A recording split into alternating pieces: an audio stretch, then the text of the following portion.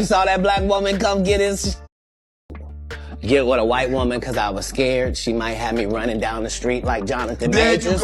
Come on, Katt. Not because I didn't like white women. I think white women are as great as any other women.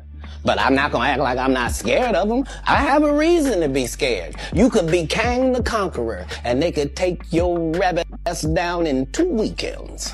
And that's the truth of the matter. So I stayed away from that. You see Jonathan Majors, what he went through, Marvel dropped him as soon as the conviction came out, and you were telling the Hey, you saw that black woman come get his charge cut in half?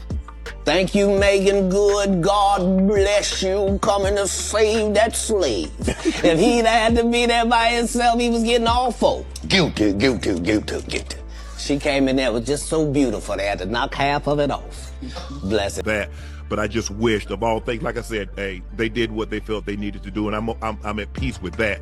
But I just wish, guys, this thing. Katt Williams just unleashed on Shannon Sharpe after ESPN dropped him, and trust me, he ain't sugarcoating a thing. Katt straight up said it's tough to feel bad for Shannon when he spent years handing out UNC wisdom, only to fall victim to the oldest setup in the game. ESPN pulled the plug and cut every tie with Shannon right after he quietly settled that jaw-dropping $50 million lawsuit with OnlyFans model Gabriela Zuniga. And here's the wild part. Katt had already seen this storm coming. He literally sat across from Shannon on Club Shay Shay and gave him the warning face-to-face, clear as day. Katt made it clear, chasing white women could leave Shannon wide open for trouble. Even Monique backed it up, dropping some real advice straight to him. You better take your old ass and get somebody to love you. Damn, that was a warning. But Shannon brushed it all off, and now look, no job, reputation in shambles, and scrambling just to save face. Instead of playing it cool, Shannon dropped a fat settlement on that model and got dragged through every headline imaginable. To make it worse, ESPN chopped him off quick.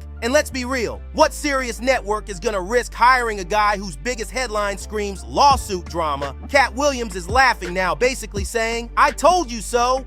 People close to Shannon aren't cutting him slack either. They're saying UNC had it all and ruined it by being reckless. One insider even revealed Katt didn't warn Shannon about white women for no reason. Katt already knew he was creeping with that young OnlyFans model long before the lawsuit went public, and he spotted the setup coming from miles away. Katt played it slick, making it sound like he was talking about Jonathan Majors, but truth is, every word was aimed right at Shannon. That just proves, once again, Katt might crack jokes, but he never lies. Shannon just refused to hear it. What's even wilder is Shannon cut a multi-million-dollar check to that OnlyFans model, thinking the payout would smooth things over and protect his career. But ESPN still slammed the door on him and showed him the exit. And let's not forget, that OnlyFans model walked away with the real win in this mess. Just 24 hours after that massive settlement hit the news, Gabriela shocked everyone by quitting OnlyFans. She jumped on Instagram and announced, "Today, I have decided to retire from OnlyFans. Thank you for the incredible support you've shown me for the past few years. This community has given me a life I could never have imagined." She added that she'll stay active on socials and has new projects lined up that she's truly excited to share. Translation, she doesn't need OnlyFans anymore. Shannon basically retired her for life.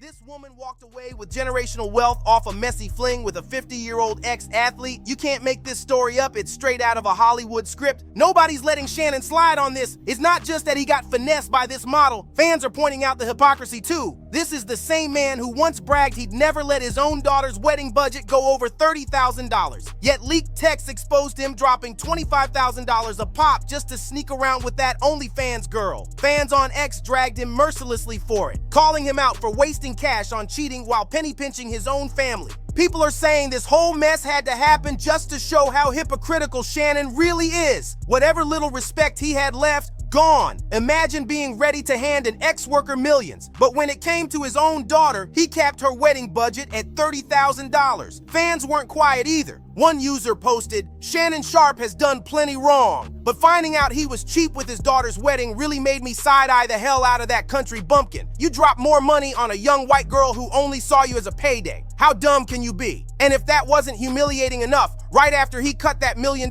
deal with Gabriela, ESPN came down hard and officially cut him loose. ESPN didn't even put out a statement. They just went ghost. People magazine reached out for comment, but ESPN flat out refused to speak on Shannon. When Shannon finally broke his silence on July 30th during the Nightcap podcast, he tried to play it cool, saying he was at peace with the decision, but then admitted he had begged ESPN to hold off on announcing his firing. He pleaded with them to wait until after his older brother, Sterling Sharpe, was inducted into the Pro Football Hall of Fame. Shannon confessed he even apologized to Sterling, knowing his lawsuit scandal and firing would completely overshadow his brother's milestone moment. But ESPN and Disney didn't care one bit. They shut him down cold and ignored his request. When Shannon finally spoke, his words showed just how crushed he really was. Oh, we get started. Obviously, I'm sure everybody's heard the news by now that I will not be returning to ESPN. I found out this information a little earlier in the week, and really the only thing that I really ask is like, guys, could we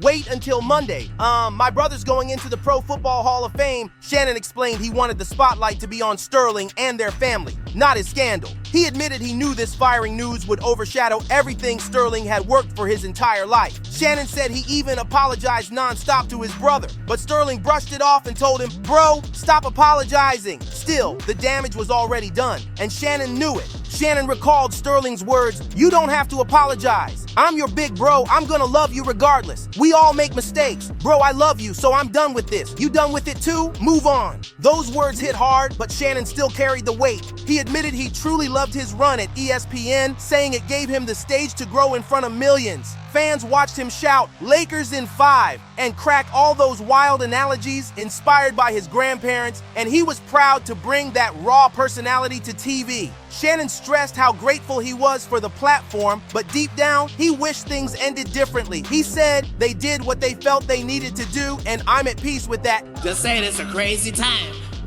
You can't afford not to like black people. You don't like black people enough, you could become one yourself. I'm not the only black man with a bunch of money. See, it's cutting ties with its NFL commentator Shannon Sharpe. The move coming after Sharpe, of course, the Hall of Fame tight end, settled a lawsuit accusing him of sexual assault. Right. It's them young ones that come. Yes. That'll do what you want. Yeah. Ain't nobody gonna tell me I've been dependent. I pay my bills. I pay the cost of. Hey, want to know 3 ways eHarmony makes dating more fun? Number 1, making a profile is way more creative. 2, I don't feel weird about starting conversations. And 3, eHarmony's got the boss.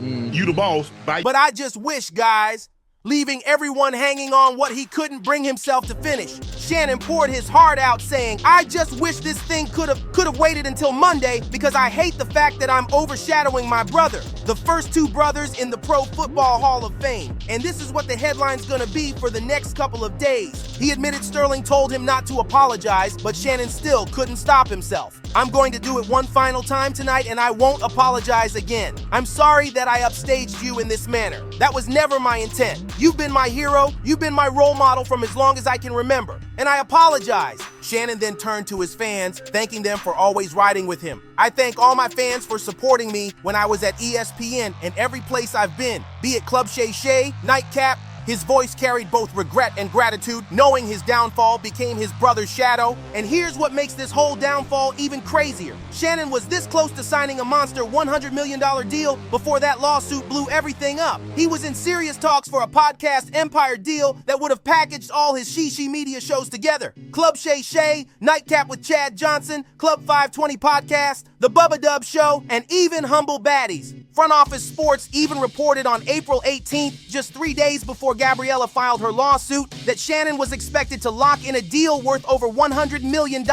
But now, not only is that dream deal gone, Shannon's also lost his ESPN seat and completely torched any shot of working under Disney's massive umbrella ever again. We're talking ESPN, ABC, Hulu, basically every major network under Disney's roof. And once you get a public stain this ugly, it's almost impossible to bounce back in those circles. All those projects that could have turned Shannon into a podcast mogul, that ship sank the moment he tangled himself up with a 19-year-old white girl. Which circles us right back to Katt Williams. He said it best. Nobody's feeling bad for Shannon. He had the power, the money, the opportunities, and he threw it all away, chasing reckless choices. But what do you think? Was this downfall all Shannon's fault, or was ESPN too quick to cut ties and toss him aside?